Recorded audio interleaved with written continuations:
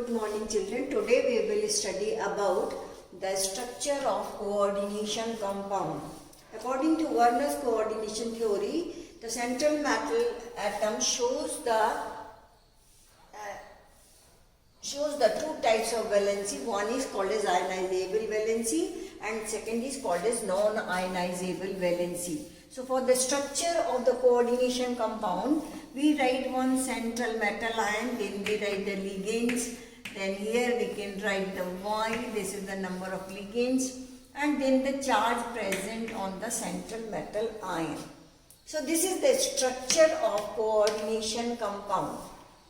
So this M is showing the central metal ion, because central metal ion is the atom or ion of the transition element. So the M is called as central metal ion, and this central metal ion shows two types of valency. One is called as primary valency or ionizable valency, and this is due to the loss of electrons present in the outermost shell of the central metal ion. So that is also called as the oxidation number of central metal ion. So the first is the central metal ion. This is the atom of the transition element. It may be atom or it may be ion. When it is in zero oxidation state, then it is called as the oxidation state is zero, then it is called an atom. So this is the central metal ion, and then its oxidation number is charge present on this ion. So that is called as primary valency. Then we write this in the big bracket. So this big bracket is called as complex ion formation, and this is called as the coordination sphere. So the first is the central metal ion. We always write central metal ion in the big brackets, and these big brackets are called as coordination sphere.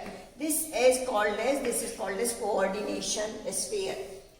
And then the second is the ligands, and that is represented by the L here. Now the ligands are the neutral molecules. This L, the ligands are the neutral molecules. Neutral molecules or ions. These are the neutral molecules or ions, particularly they are negatively charged ion, which has capability to donate one lone pair of electron. So the ligands are having at least one lone pair of electron, and then they will be coordinated, or they are forming the coordinate bond with the central metal ion. So we can define the ligands. Ligands are the neutral molecules or the negative, it may be the positive ions that can donate at least one pair of electron. So the ligands may be neutral or may be negatively charged. And for example, we can take the ammonia is an example. Nitrogen has one pair of electron. Then we can write for water, that is also having one lone pair of electron. Then it may be methylamine, that is also having one pair of electron. So these are the example of ligands. And in the negatively charged, the chloride, then bromide, then hydroxide ion, these are also ligands, and they are negatively charged, and they can donate at least one pair of electron. So that is the definition for the ligands. So ligands are the neutral molecules or ion which can donate at least one pair of electron. Now these ligands are also characterized on the basis of the lone pair which they are donating to the central metal ion. On the basis of this, they are classified as that is called as denticity. The number of lone pair donated by the ligands is called as denticity. So then they are called as monodentate.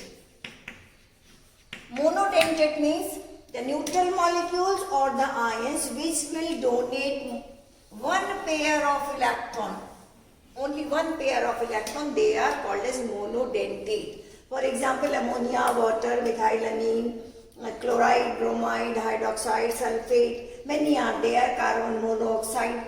They are the molecules or ions which can donate one pair of electron, they are characterized as monodentate.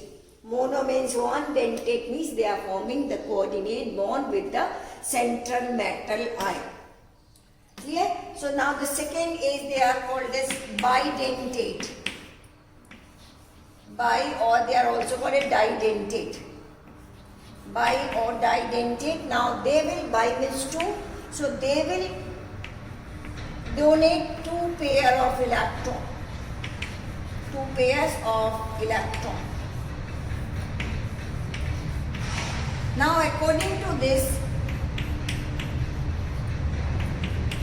hydrazine, so this is an example because both the amino group is having the two pair of the one pair of on this nitrogen, other pair on this nitrogen. So this is an example of bidentate ligand because it can donate two pair of electrons. So in this way we can define the bidentate or didentate ligand. So this is an example. This is hydrazine. This name is hydrazine. And this is an example of bidentate. Similarly, we can define then tridentate. Tridentate will provide 3 pairs of electron. Then tetradentate, that will provide 4 pair of electron, and then 5, and then 6. And the very important example that you have to study, hexadentate. Hexadentate. And hexadentate means it will provide 6 pairs of electron. Pairs of electron. Hexadentate means it will provide 6 pair of electron, and very important example of hexadentate is EDTA, that is ethylene diamine tetraacetate. Ethylene diamine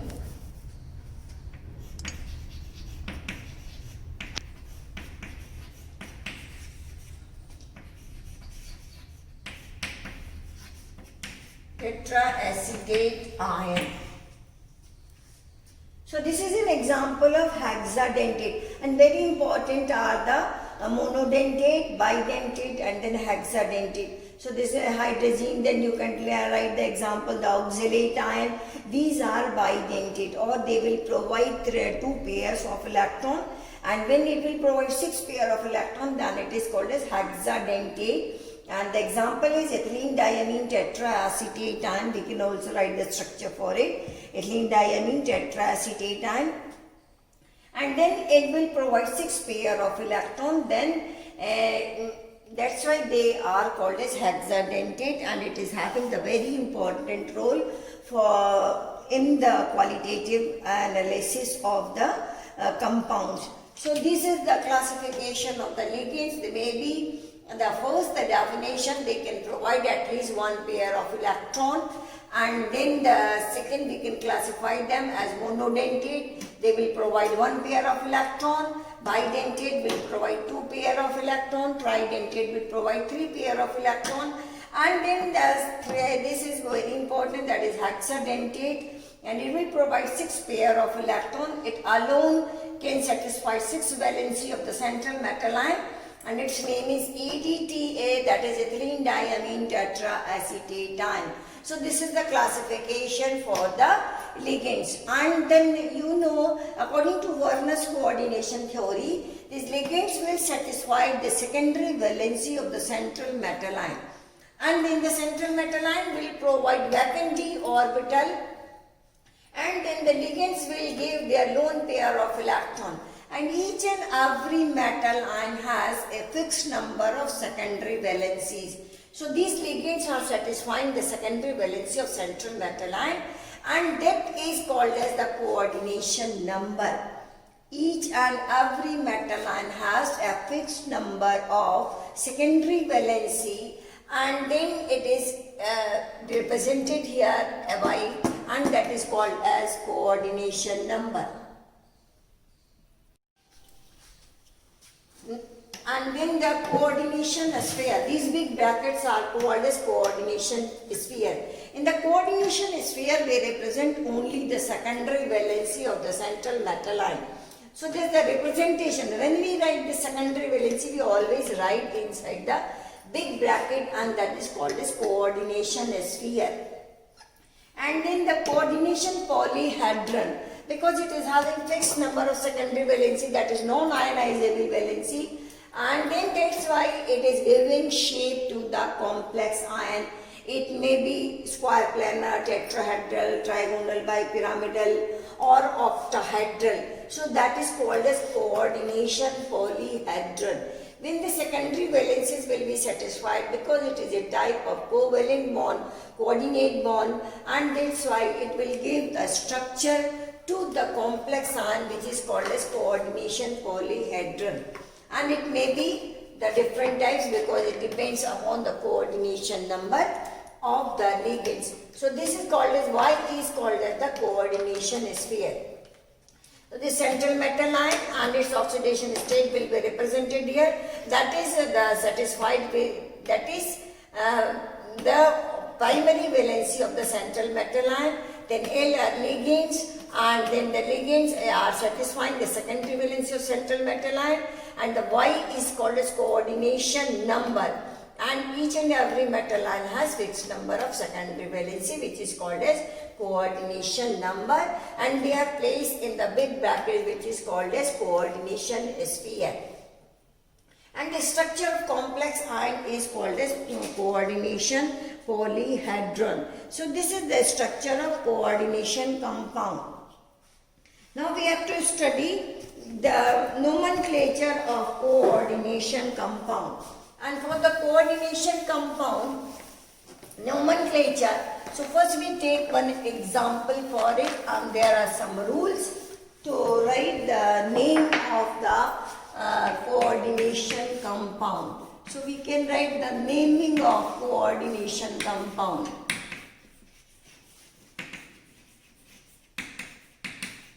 Now again we can take the one example for it. Here the one, this cobalt, this ammonia, and then we can write here 3 plus. Now see, this is an example.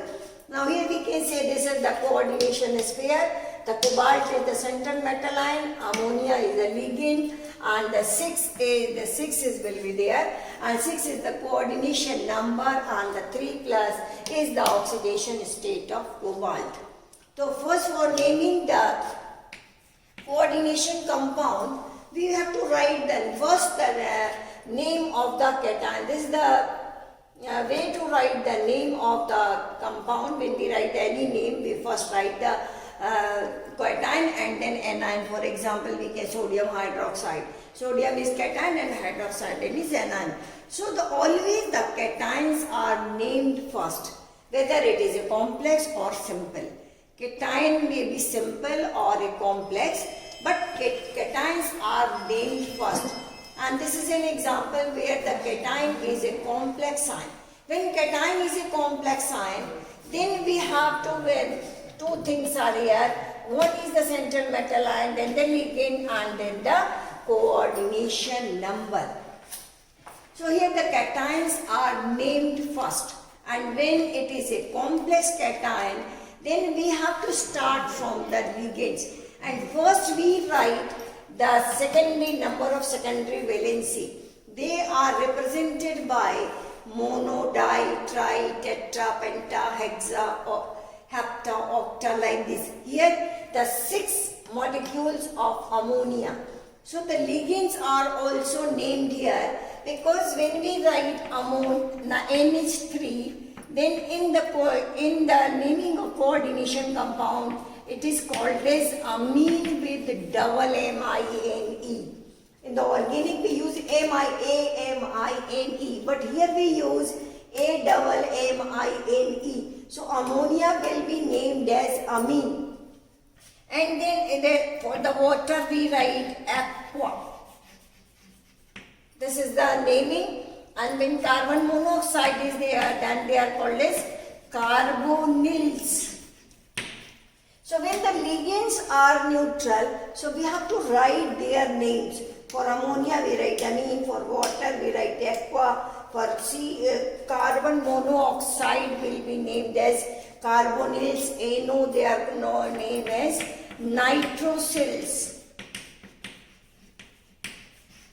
And then simply the methylamine, ethylamine, the ethylene diamine. These are the names of the neutral ligands.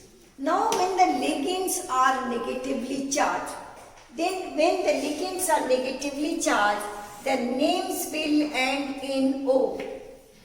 That means when we write the chloro, but here we write the chlorido, we remove E and then we place O here. When the ligands are negatively charged, then their names will end in O. And that's why it is chlorido. Then we can write the bromido. Then we can write nitrato. Nitrates, nitrato. Then we can write the sulfato, oxalato. Then oxalato. So because we have to write the name of the ligands, so ligands may be neutral ligands, so this is the way to write the name of the ligands. Ammonia is named as amine, water is aqua, and then CO, carbon monoxide is named as carbonyl, NO is named as nitrosyl. Then we can write ethylene diamine, that is CH2NH2. This is the ethylene diamine, and then it is ethylene diamine, and it is abbreviated as EN. EN is the abbreviation of ethylene diamine, and this is the formula for the ethylene diamine. So this is a way to write the name of the neutral ligands. When the ligands will be negatively charged, then their names will be and in O, and then you can write the cyno, chloro, bromo, chlorido, bromido, nitrato, nitrito, sulfato, oxalato, and then many other are there.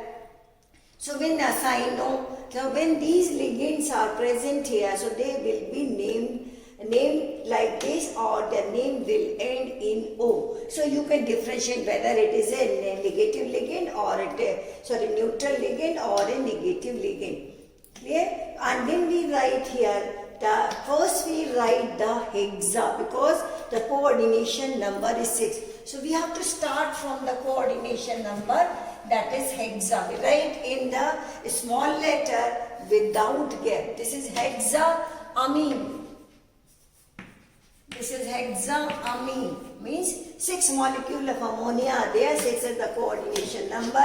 Then ammonia will be named as amine, and then will followed by the name of the central metal, and that is cobalt. Then we write the oxidation state of cobalt in Roman numeral, that is the coordination state is 3, and because it is an ion, then we write the name of the ion. Or if the chloride will be there, suppose it may be not, and then Cl3, then we write CL3, this is chloride. So this is way to write the name of the coordination compound. First we will write the name of the cation, and then if it is a complex ion, then first we write the coordination number, then we write the name of the ligand, then we write central metal ion, then its oxidation state in the parenthesis, and then we write the ionizable valency, which is the out of this coordination sphere. We always write the ionizable valency out of the coordination sphere. So in this way we can write the name of the coordination compound. 940.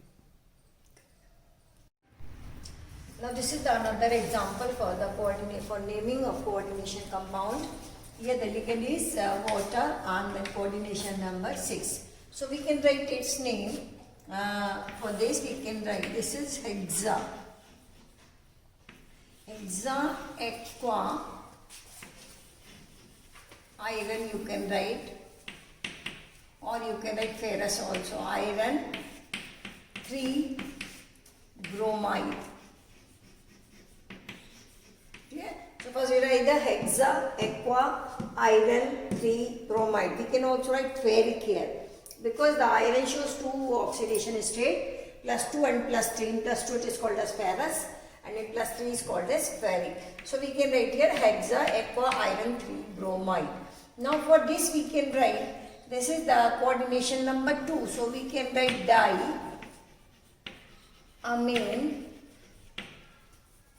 diamine silver or argentium, silver 1 chloride. So these are the example when the ligands are neutral. So first we'll write the coordination number, then we write the name of the ligand, then we write the name of the central metal ion, then we write the oxidation state, and then we write the ionizable valency which is out of the sphere. Now when the ligands are negatively charged, then we have to make one change here. When the ligands are negatively charged, then the name of the ligand will end in O. And then if there is the formation of anion, complex anion, because normally when the ligands are negatively charged, now same you can write with the AgCN and then the valency state will be -1. So here the valency of the cyanide is -1. So we have to find out the oxidation number also. Now first, because the ligands are negatively charged, then we write here the cyano. The name of the ligand will end in O. And when there is a formation of complex anion, then its name will change. The name of the central metal ion will end in ATE. Yeah? When we write the complex cation, then there is no change in the name of the central metal ion. But when it forms a negative ion with the central metal ion, then the name of the central metal ion will end in ATE. Now for example, we will write here, this is dicyano argentate, or we can write silverate 1 ion. So we can write we can also calculate the oxidation state of silver here. So the silver, we can write the silver plus 2 into -1. -1 is the oxidation state of cyanide and the remaining charge is equal to -1. So we can write for the silver it will be +1. So this is the oxidation state. So oxidation state of the silver ion is -1. So this is the way to write the name of the complex compound when it forms an anion. Now it may, we can write here, this is NaCN, NaAg, Cn whole 2. Clear? So when we write, then we will start from the cation, sodium dicyano silverate or argentate. Both we can write argentate 1. So that will become the name. Because we have to write first the name of the cation, whether it is a simple ion or a complex ion. So this will become the name. Now we can write with the, again with the iron Na3 FeCN whole 6. Now see, we have to write the name of this compound. Here the cation is a simple ion and then it is a complex. And now because first we write the cation, then we write the anion. So here the sodium is the cation and you are having here the complex anion here. Now we can find out the oxidation state of iron.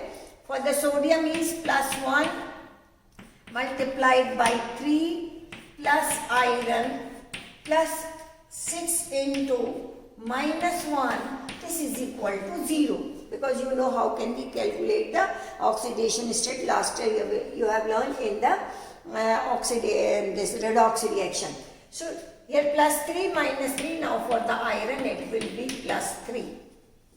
So this is the oxidation number of iron. Now here we'll write the sodium.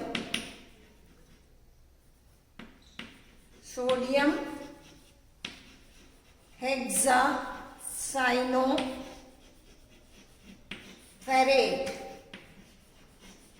Because it is anion, so its name will be NaPe ferrate 3. So that will become the name of this complex compound. So first you have to find out whether there is a formation of complex cation or complex anion. So when there is the complex cation, then we write the simple name. When it is complex anion, then the name of the central metal ion will end in ATE. Now, there's one more thing is here. For the coordination number, we write di, tri, tetra, penta. But when it is a complex ligand, for example, ethylene diamine. Already there is ethylene diamine. Now we can write with the chromium. We can write En whole thrice Cl3. Now we can take this example. En is the abbreviation of ethylene diamine. So when it is a complex or di is already there, and then their coordination number, this will be written as bis, tris. Like in this way we can represent here. So here we will write this is tris. Tris ethylene diamine. Ethylene diamine. Chromium 3 chloride. You can again calculate. This is the neutral ligand, then no contribution in the charge. So chromium will be in +3 oxidation state. So the name will be tris ethylene diamine chromium 3 chloride. So that is the name of this compound. So when there is a complex ligand or having the name already di and tri, so the confusion will be there. Then we add here the bis, tris, etc. because that will represent the coordination number or the number of ligands. I am writing one more with the negative ligand, this with the, we can write K3Cr(C2O4), that is oxalate ion, and this is bidentate ion. Now we will write this is potassium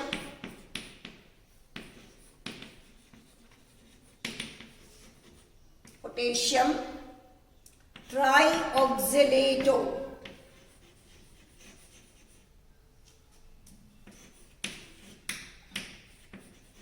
Chromium, chromate, trioxalato chromate 3. This is the name of this compound because potassium is here.